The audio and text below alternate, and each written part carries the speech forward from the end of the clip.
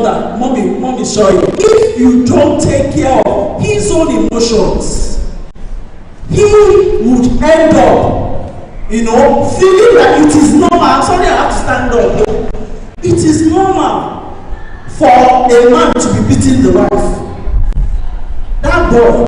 So when you say you are reconciling husband and wife, the children in that home, they are already what? Their mental, their mind is already wrapped up because they feel that it's normal for you to, when you want to correct your wife, even your sisters, because even children abuse each other in the home. To correct each other is to beat or to fight.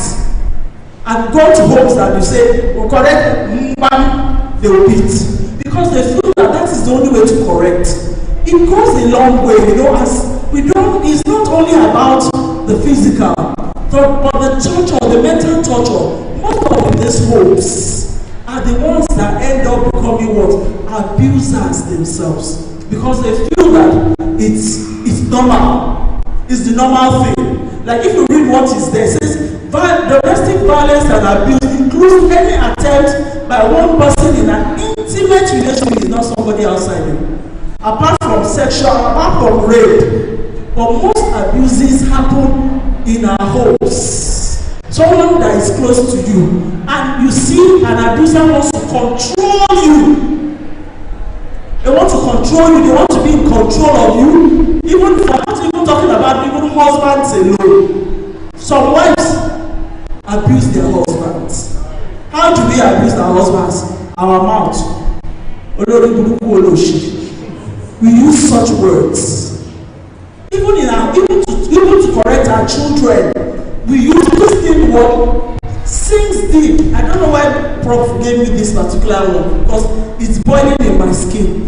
It's the words we pronounce as Christians. We learn it every day that our words goes deeper, further than we can ever imagine. And such abusive environment as children, it goes deeper. Yes, and the psychologists have done that. They've done the survey and discovered that most people that abuse their wives, whether man to wife to most of them are coming from dysfunctional backgrounds. If you look at them, no, it doesn't happen overnight. It's something that has developed a long time ago. And so to come back to your question, how can you see the first thing we do is to recognize. A lot of time we fool ourselves as Christians. We say it doesn't matter, it doesn't happen. But it happens. That's the first thing. You have to recognize, because most people that are abused, they use somebody that has been very, I'm not talking of temperament, there are some people that are quiet, they are generally quiet people. But when you see somebody that has been very buoyant, that has been very boisterous, and you see her or him get withdrawn, or you see a child that speaks very well, being quiet, we as Christians, we should be very, very attentive. We have to recognize that this thing exists. Two, we have to have a church. They said as a church, we must have counseling units. Pastor Roru. And I'm not talking of pastors, so don't spiritualize these things. We have to get real professional counselors. You know why? Pastor Roru knows me. If I come to him and complain about something in my home, as a pastor, he will say, shepherdess. That shepherdess is a low person. Pastor, I'm sorry, it has what I did. But for a counselor that does not know your background, the person is going to what? Direct and ask you questions. Because sometimes it takes time. Counseling takes time. It's not something that will happen overnight. Most of the time, that's not a one-day affair. An abuser does not change overnight. I'm not saying Christ does not change us, but it doesn't change overnight. It's something that has to take time, that has to take prayer, that has to take counseling. See, we must recognize that it happens in our midst. And so, growing up in an abusive relationship. We must recognize them. Go up there. There was a time we did AWM seminar for young girls, not even for adults. Young girls, teenagers, or from pre-teen, 9, 10. One of them called me and said, we had a counselor here of psychiatric hospital. The thing is only for mad people. No. We called a counselor from psychiatric hospital because most of them, what they told us when we started was that we should not call any mother in the church. We don't call any AWM mother and say, hey, voila, hey. Because they won't talk. That they want neutral people. Like there are about 10 of them. I'm not lying. Open up and said they were being sexually, they were sexually abused by their fathers, by their brothers in the homes. I'm talking of elders in the church, deacons in the church. So these church people, we had to refer them to that counselor because I don't have the tool. We had to refer them. At the same time, we were praying for them. That's one of the things that we should keep praying. And prayer is not everybody that has that. I know Mr. Kenele is a very good prayer warrior. Me, I don't. But for people that have that ministry, we must know. And another thing is that we must learn to keep our mouths shut. Because most times, once they come up and tell us that we know that they are abused, don't make it a gossip topic in the church. Because once you do that, and the next thing is that they will walk out of that church, you won't see them again. And that person will walk out and become a dysfunctional adult. It's not only even in their marriage, even in their place of work. And so this thing affects the mentality, the psychology of an abused child. And so what we can do is pray, but at the same time, let them meet professionals that I can talk to. Because you will marvel at what those young girls, what they said, you will marvel at it. And so as a church, as a people, we should learn to recognize it. Go counseling unit to counsel them. And the counseling unit has to be with professionals. Yes, pastors can come in to fill in the spiritual gaps. But please, let our mentors be ones that can keep secrets and keep it quiet. Thank you. Thank you very much. This is not a topic that we discuss in 1 hour, not even 2 hours. Because sometimes these things are eating deep into our flesh. And I like the way she approached the questions. These are practical steps that we can use. Sometimes when people open their mouth to talk, you will keep your own mouth shut and help us in Jesus' name. Now let me go to Mrs. Akerele. Like I said, parenting and adolescents can be a bit challenging. I don't have an adolescent child, but some minutes ago I was an adolescent. And we were told basic parenting styles. So I will ask that of these 3 basic parenting styles, or whichever one you know, which one will you recommend as a mother that is most effective, that can help the children to cope with the pressures around them? What would you advise or suggest for adolescent mothers to help them? Practical steps that can help in parenting adolescents. Please inform me. Thank you. I think about everybody.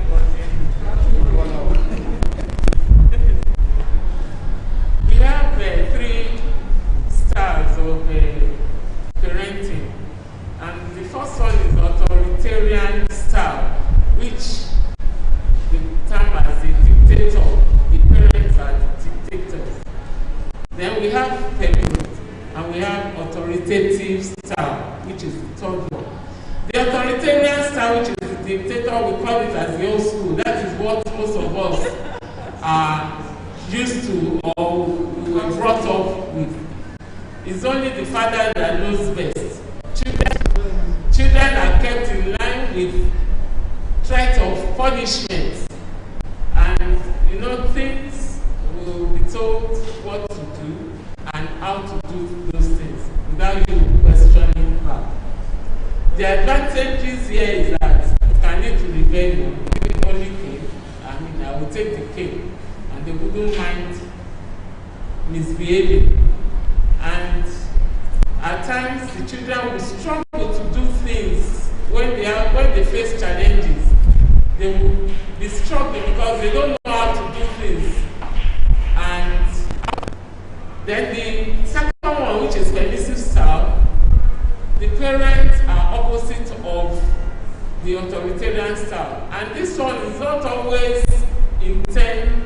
the person might not intend to be a dominant parent, but because an abusive home, he will want to change his own style of parenting, and by then leaving the children to do whatever they like. And with that, the team will control the parents, will control the house, they will do whatever they like, there will not be any instructions given. And this one is detrimental to them even in the future, because there will be lots of consequences they will face. Everybody will face one challenge or the other as they are growing up. Then the third one is authoritative style, which is the active one. It's between the authoritarian and the permissive style, in the sense that you will allow the children to be free, you allow the team to be free, but there shall be limits. You put down the limits, and you let them know the rules and regulations and the consequences of rules. Whatever you are going to tell them, you are going to explain to them the reason why, because they will question you. That if you cannot explain very well to them, they might not follow your rules. And we have different challenges, and the third one, that authoritative style, is the active one, and that is the best out of all the styles, because you allow the children to think themselves. Because later in life they will face challenges, and when they face all these challenges, how are they going to cope? I mention all the challenges one by one. That is why I'm looking at the time they give me. The first one is the first one is alcohol. We can say, because we are Adventists, your children might not be into all this, but they are at risk out there. They will take alcohol, they will take drugs. If you have not trained them not to, it's not that you tell them don't take it. Let them know the repercussion of taking it. Let them know why it is dangerous to their health. Let them know that if you take it, apart from being in the Bible that you should be careful to take all those things to damage your body, let them know that later you want to come back from it, and it might be difficult because they might have been addicted to it. And the second one is technology and entertainment. Technology and entertainment, we've studied about media and social media, all these smartphone, and every children are now. They are exposed to all those things. And it's not that you will tell them not to use all these gadgets. Let them use, but you should put limits. At a particular time, you have to be on your bed. Whatever it is 10 o'clock, stop that. And you will not allow your children to be on phone 24/7. You make sure that even while they are on phone, you still allow them to have interaction with their friends, with the family members in the home. To have physical is better than the relationship they have on the phone. And you find out that most children now, they prefer to be on phone, to chat with friends, millions of friends, whereas they are depriving themselves of the interaction they should have physically. And we look at watching television. In the olden days, I told my children that they used to start television station by 4 o'clock. And it's only on Saturday and Sunday that they start by 10 o'clock. And even it will end by 10 in the evening, except on Friday too. And that Indian film, when I was growing up, we gently go to our sitting room, we lower the volume so that our daddy will not hear that we are watching anything like that.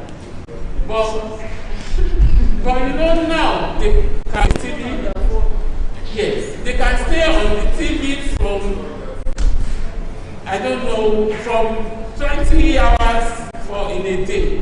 So all these things are things that we need to check from our parents. From our teens. Then the third one is sexual. Many of us, we find it difficult to tell them about sexual issues in the home, and this is very dangerous.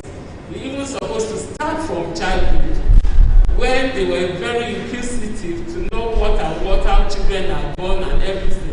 Let them grow up to know all these things. So at every stage, you are always telling them concerning the sexual issues. By the time they are challenged outside there, they will know how to overcome it.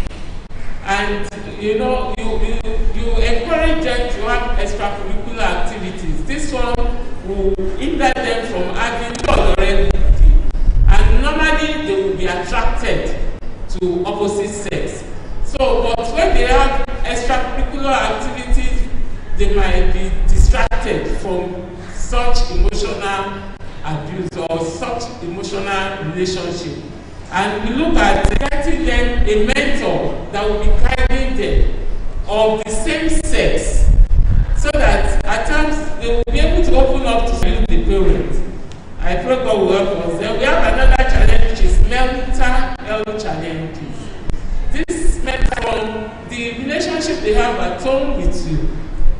Maybe they will believe that you don't like them. Maybe they will believe that you like one person more than another one. It can affect them. So you need to be very careful. Show love to them. Let it be known that you really love them. You care for them. They should come to you. You are ready to help them, and they will be free to come to you. But if you don't show all this, they might go out there and seek solution outside, which can be detrimental to them. Then the last challenge is academics. In the academics, it might not be, but you need to put them through. You need to, it needs to engage a teacher to help them in their academic performances.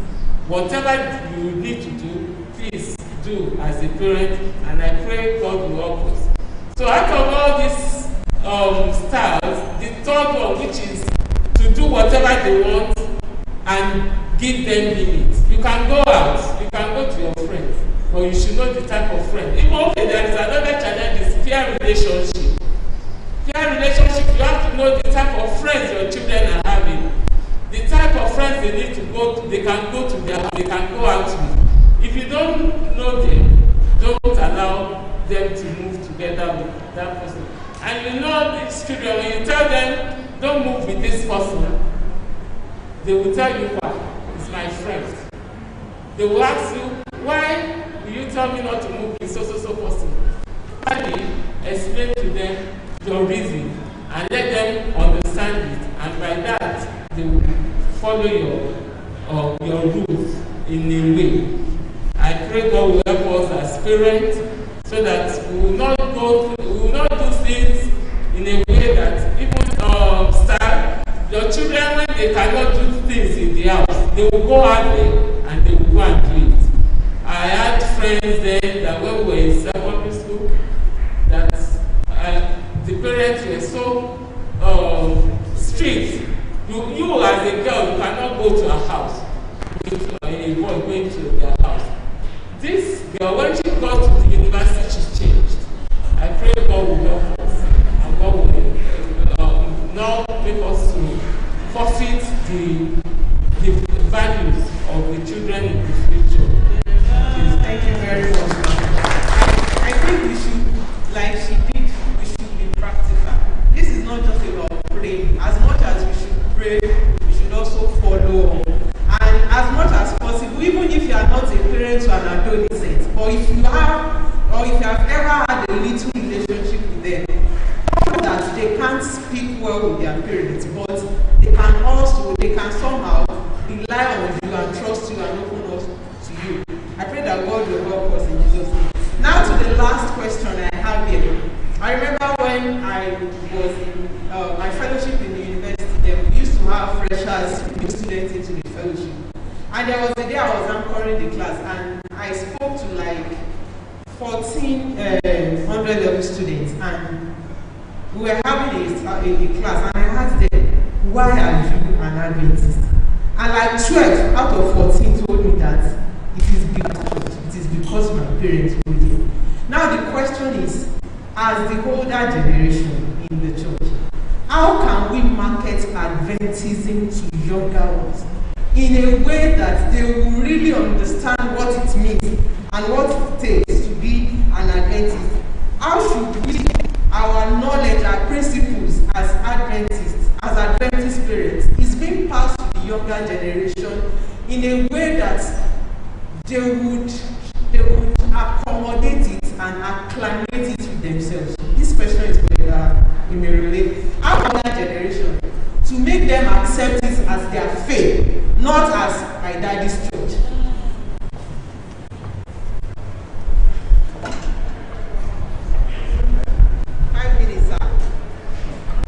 Chef Alex took 1 hour. I was telling the family life department that pastor should handle this question.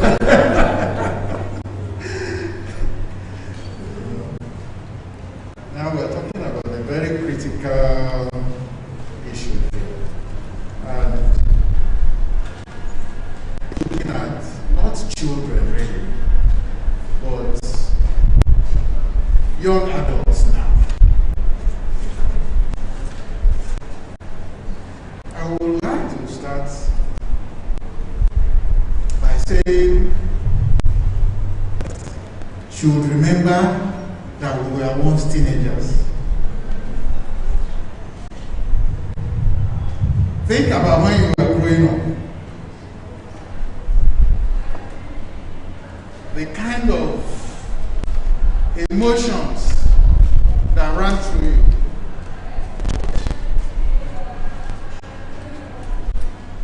What did you think about the church? That's number one. Number two is that the young adults, you must know that it's not just that they know everything, they know more than you. I was talking to one of my children, and I was saying this. The next night I was, Daddy, you don't understand. Oh, you're laughing. No, but listen, that's the you. It's like you say old school. So parents must understand that at that age, they are adults and they believe that they understand.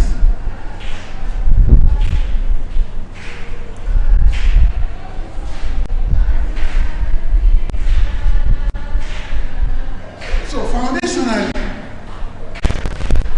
let me call it marketing now.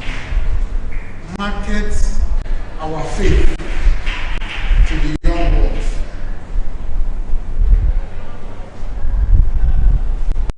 Number one, know your own faith yourself.